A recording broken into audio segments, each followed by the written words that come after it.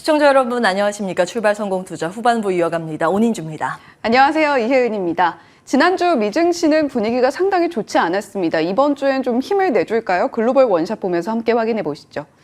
3대 지수는 모두 약보합권에서 마무리를 했습니다. 장중에는 힘을 내던 때도 분명히 있었는데 결국에는 낙폭을 보여주면서 마무리를 했던 거죠. 나스닥 지수는 0.09%로 약하게 마무리를 했는데 가장 3대 지수 중에 낙폭이 적었습니다. 장중에는 1% 넘게 상승하던 시기도 있었는데 왜 그랬을까요? S&P 글로벌에서 합성 PMI를 발표를 했습니다. 뿐만이 아니라 서비스업 PMI 같은 여러 가지 지표들도 함께 발표를 했는데 이 부분이 시장 예상치를 하회하는 수준으로 나오면서 배드뉴스 위주 굿뉴스 장세가 또 한 번 펼쳐졌던 거죠. 그에 따라서 오전장에서 상승을 이어가던 3대 지수 점차적으로 오후장 들어서 낙폭을 보여줬습니다. 그 이유는 미셸 보우먼, 수잔 콜린스 같은 연준 인사들이 다시금 발언을 내놨는데 그 발언이 상당히 매파적이었습니다. 이에 따라서 지수가 점차적으로 끌어내려지면서 또 한 번 하락으로 마무리를 할 수밖에 없었는데요. 국채금리도 PMI 발표 이후에 소폭 조정이 나오면서 마무리를 했는데 결국에 증시를 끌어올리는 동력이 되지는 못했습니다. 증시의 최근 흐름을 369로 좀 표현을 해봤는데 이게 어떤 의미인지 잠시 후에 자세히 짚어보기로 하겠고요. 이번 주에는 8월 PCE 소비자 물가지수가 나오게 됩니다. 과연 어떻게 나오게 될지 연준은 또 어떤 방향을 바라보면서 정책을 나아가게 만들지 한번 주목을 해보시면 좋겠고 2분기 GDP도 발표가 됩니다. 처음에는 2.4%에서 지금 2.1%까지 하향이 된 상태죠. 과연 이번엔 어떤 수치가 나오게 될지 이번 주에 나오게 될 지표들도 한번 주목해 보시면 좋겠습니다. 메타는 이번 주에 빠르면 이번 주입니다. 페르소나, SNS에도 활용이 가능한 AI 챗봇을 발표한다라는 일정이 있습니다. 이에 따라서 금요일 시장에서도 상승 탄력 받아줬는데요. 1%가량 상승폭 보여줬고요.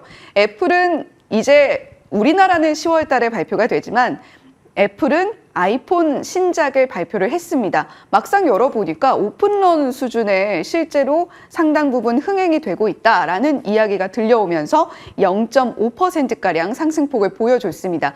물론 지금 사소하게 티타늄 엣지 쪽에 지문 문제도 좀 있다라는 이야기는 들려오고 있습니다만 실제로 애플의 신작을 어떤 그 뜨거운 분위기를 식히기에는 아직 좀 역부족이다라고 해석이 되고 있습니다.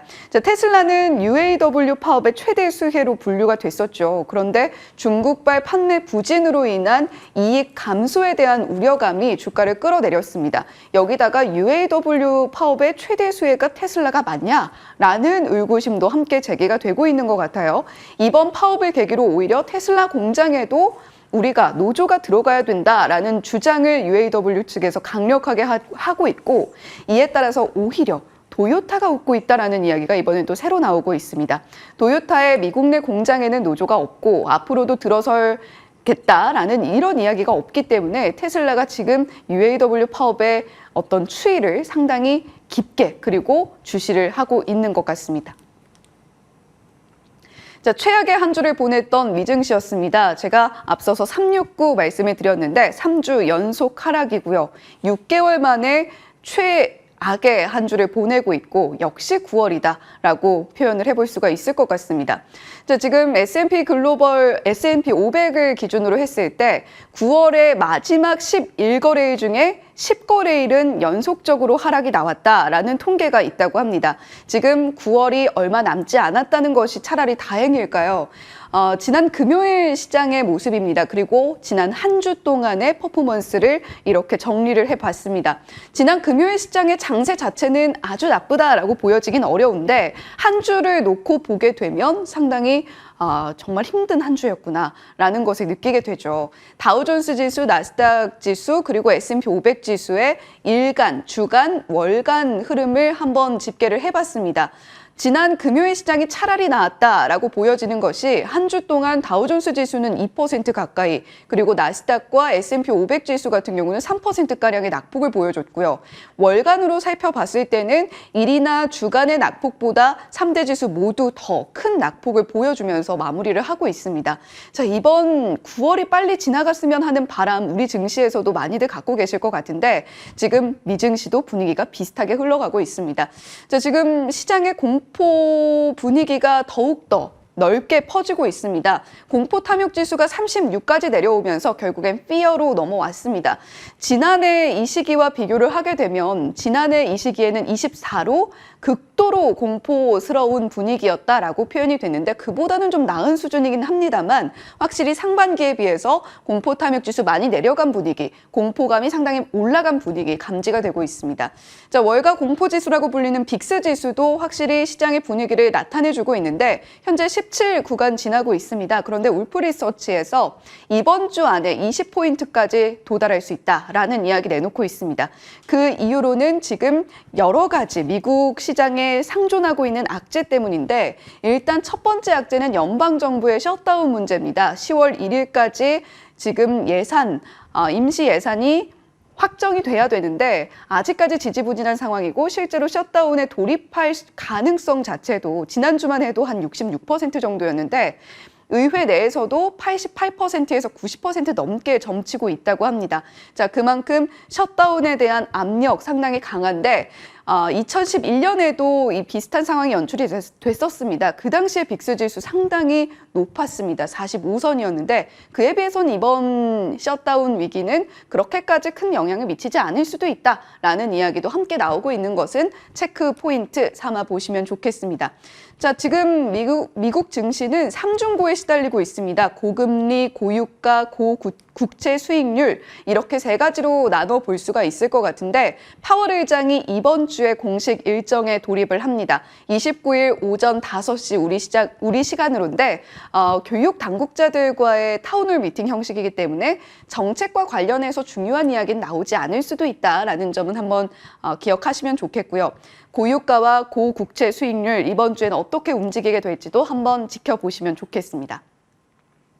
자, 일단 일본의 금리 결정도 저희가 짚고 넘어가야 될 것 같습니다. 금요일 우리 시간으로 정오에 발표가 됐었죠. 일단은 BOJ 지금처럼 흘러간다라고 한마디로 요약을 해볼 수 있겠습니다. 세계 경제 전망에 대해서는 매우 높은 불확실성에 대한 언급을 2번이나 할 정도로 성명서에서도 우리 이런 불확실성 때문에 바뀔 수도 있어라는 여지는 남겨뒀습니다만 일단은 그대로 간다라는 것이 우에다 총재의 복심입니다. 자, 지금 우리 중앙은행의 금리 정책들은 어떻게 흘러가고 있을까요? 현상 유지를 결정한 일본 그리고 우리나라가 있습니다. 거기다가 중국도 LPR 동결 결정을 했죠. 인하에서 동결로 왔다라는 것에 조금 초점이 맞춰져 있기는 합니다만 중국의 기준금리 LPR도 그래도 지금 현상 유지하고 있습니다. 그만큼 한중일 3국은 세계 글로벌 경제 안에서 눈치를 좀 많이 보고 있다. 이렇게 해석을 해볼 수가 있겠고요. 매파적 동결을 결정한 미국 연준의 결정에 지난주 미증시를 포함해서 글로벌 증시가 공포에 떨고 있습니다. 인상 종료를 시사한 영국도 있는데요. 최근 몇 달 동안 인플레가 하락 추세를 보여주고 있기 때문에 이제는 금리 동결에 들어간다라는 이야기도 함께 내놨습니다. 자, 인상을 결정한 유럽도 사실상은 시장 인상 막바지다라고 해석을 하면서 유럽 증시도 상승이 모두 나왔던 이력이 있죠. 자, 지금 세계 중앙은행들은 그래도 미국을 제외하고는 점차적으로 인상 중단 또는 인하 분위기로 흘러가고 있는 것이 사실이긴 합니다. 자, 그리고 미국의 칩스법 가드레일 규정이 확정이 됐습니다. 우리 반도체 기업들, 특히 삼성전자, SK하이닉스가 상당히 주시를 하고 있던 이슈이기도 했죠. 그동안 우리나라는 첨단 반도체 증설에 대한 규제를 10%로 완화해달라, 2배가량 좀 완화를 해달라라는 이야기를 했었는데 이 부분은 받아들여지지가 않았습니다. 거래 기준에 대한 부분은 그래도 완화가 됐다라고 볼 수가 있는데 중대 거래 규정 조항이 원래는 10만 달러, 우리 돈으로 한 1억 3,500만 원가량 정도였는데 이 부분에 있어서는 정의를 규정하진 않겠다. 각 기업과 우리가 소통을 하면서 부여할 것이다. 있다라는 이야기를 내놨습니다. 자, 지금 중국과 미국에 계속해서 뭔가 함께 손을 잡고 흘러가는 부분들도 있습니다만 그럼에도 핵심적인 부분 반도체와 2차 전지 쪽에서 계속해서 서로 기싸움이 상당히 극렬하다라고 해석이 되고 있습니다. 일단 삼성전자와 SK하이닉스 지난주의 퍼포먼스를 전반적으로 살펴봤을 때 흐름이 좋지 않았는데 오늘은 또 어떤 모습을 보여주게 될지 그리고 이 가드레일 규정이 확정된 부분이 어떤 영향을 미치게 될지 한번 지켜보시면 좋겠습니다. 자, 오늘코님, 미국 증시에 이런 이야기가 있다고 합니다. 로쉬 하샤나 유대인들의 신년이 시작되는 올해 기준으로 9월 15일입니다. 이때는 주식을 팔고 9월 25일 올해인데 욤키퍼라고 하는 유대인들의 속죄일, 미 증시는 쉬어가지는 않습니다만 그 시기를 기점으로는 주식을 우리가 다시 사야 된다라는 이야기가 있더라고요. 그만큼 수급이 좀 꼬인다는 이야기인데 우리 증시도 수급 면에서 좀 이슈가 있죠. 예, 지금 수급상 꼬여있는 시기임에는 분명합니다. 그런데 그 실타래가 언젠가는 풀리게 되겠죠. 그래서 그 풀릴 때를 대비해서 지금부터 차근히 그 기회 요인들을 정리해 볼 필요가 있겠습니다. 좀 체크를 해볼까요? 들어가겠습니다. 자, 이제 이번 주부터 우리 시장 휴장에 들어갑니다. 중화권 포함해서 아시아권의 휴장일이 좀 많죠. 우리나라는 목요일부터 해서 4영업일간 휴장이고요. 중국이 조금 더 깁니다. 워낙 국토가 면적이 넓기 때문에 이동하는 데 시간이 걸려서 그런데 금요일부터 시작해서 국경절까지 6거래일간 휴장이고요. 대만 하루, 홍콩 하루 이렇게 잡혀 있습니다. 두 가지 측면 생각해 볼 수 있겠죠. 지수 측면에서는 불확실성 확대에 대한 요인입니다. 이렇게 오랫동안 쉬는데 미국과 유럽은 이 기간 동안 문을 열고 거래를 하기 때문에 그 사이에 어떤 이슈가 갑자기 튀어나올지 모르니 일단 회피하고 보자. 회피 심리가 그 전까지는 자리할 가능성이 있습니다. 그런데 이 기간 동안 우리가 또 고민을 해봐야 할 기회 요인은 이 이동하는 사람들이 어디에 돈을 쓰는가, 소비 품목이 어디에 모아지는가 여부에 또 주목이 올라갈 것으로도 보입니다. 같이 따져보시기 바라겠고요. 다음 보겠습니다.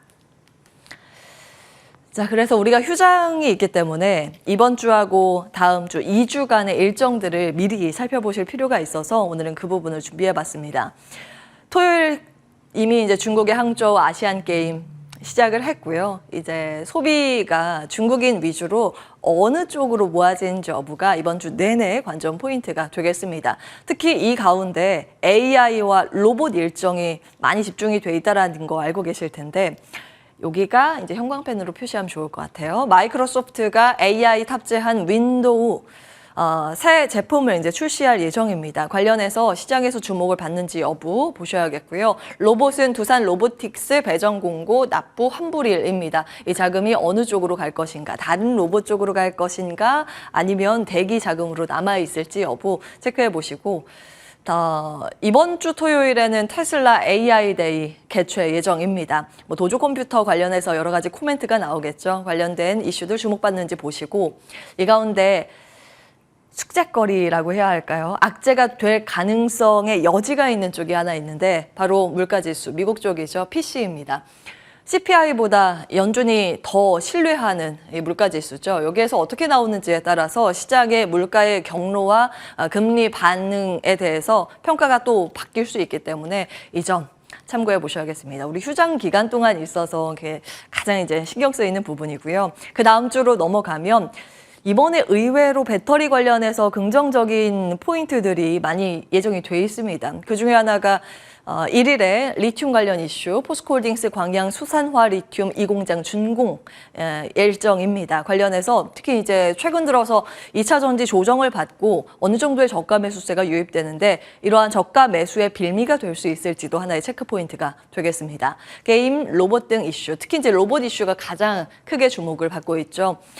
10월 5일에 드디어 두산 로보틱스 상장이 되는데 같은 날 삼성에서 테크데이 열고 휴머노이드 로봇 공개 일정이 있습니다. 같이 참고해 보시기 바라겠고요. 이전 상장도 주목을 많이 받습니다. 포스코 DX 상장 안건이 주총에 상정이 됩니다. 자, 이번 주 이제 배당 일정이 있습니다. 지난주에 체크를 좀 해드렸고요. 오늘부터 이제 관련해서 다시 한번 계산을 해보셔야 하기 때문에 다시 들고 왔습니다. 9월 초에는 시장에 대한 불확실성이 확대되기 때문에 방어 포트폴리오 전략상 고배당주에 관심이 높아질 가능성에 대해서 말씀을 드렸고, 지난주부터는 이 일정 관련해서 차익 매물 출회 가능성에 대해서 체크해드렸습니다. 오늘 배당 기준일입니다. 만약에 배당을 원하신다면 오늘까지는 끝까지 이제 보유를 하고 계셔야겠고요. 일단 배당 포기 안 하고 일단 그동안 시세 차익이 있으니까 그동안 한 달 동안 시세가 주가상 좋았죠. 그래서 배당 포기한다라고 하면 오늘 매도를 하셔야 됩니다. 왜냐하면 내일 배당락 들어가기 때문에 통상적으로 봤을 때 배당락일에 배당 받는 분만큼 주가의 약세가 나타납니다. 두 가지 잘 따져보시면서 판단을 하시면 되겠고요. 올해 실적 전망치 기준으로 배당 수익률 상위 주요 종목들입니다. 예측치입니다. 금융주, 증권사 많이 있고요. 자동차 관련 기업들도 있다는 점 일찍이 정리해드렸습니다. 지난주 금요일에 당잠사의 로직이 이랬습니다. 비가 그칠 때 흙탕물을 볼 것인가, 무지개를 볼 것인가가 당신을 판가름한다 해서 언젠가 비가 그치게 될 텐데 무지개를 보는 관점에서 이제 시장의 기회 요인들을 정리해 갈 필요가 있습니다. 말씀을 드렸는데 오늘자 증권가 레포트들 90% 이상 이런 같은 이야기를 하고 있습니다. 이제 시장 바닥권 대응에 대한 고민에 들어가야 한다라는 목소리입니다. 근거는 한 3가지로 압축이 되는데요. 이미 한 차례 FOMC발 악재가 시장에 반영이 됐고 기술적으로 하단 지지선에 맞닿아 있고 주도주 단기 조정분이 꽤 컸다. 고점 대비했을 때 10에서 한 30% 정도 조정을 받았으니 저가 매수, 기술적 반등도 기대해 볼 만하다. 이런 논리였습니다. 추가 하락이 제한된다면 시장 반등 가능성에 대해서 기대를 해보자. 지금 이번 주 당장 아니더라도 다음 주 우리가 쉬고 돌아와서 시장 반등을 모색할 가능성에 대비를 하면서 이번 주 시장을 봐야 한다. 이런 목소리가 많습니다. 또 한 가지 포인트가 정책의 소위 약발 효과인데요. 2012년, 2018년, 2022년 시장이 많이 빠졌을 때 정부에서 주식시장 안정화 취지의 정책들을 발표했습니다. 그리고 발표 이후에 저가를 확인하는 데까지 소요된 기간 2개월, 2.5개월, 1.5개월이 걸렸습니다. 평균적으로 2개월이 소요됐다는 건데요. 다음 보겠습니다. 최근에 우리 시장도 있었거든요. 코스피 차트입니다. 6개월 차트고요.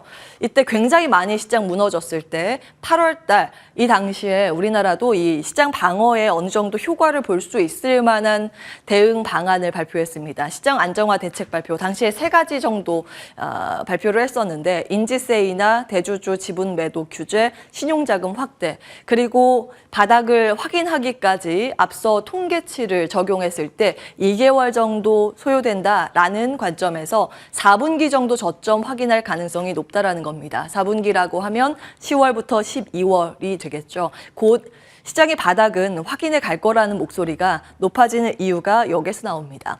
그래서 각 증권사들은 어떤 종목에 주목을 하는가 전체 다 확인을 해봤고요. 대부분의 겹치는 요소들 대표할 만한 부분만 좀 추려서 가지고 왔습니다.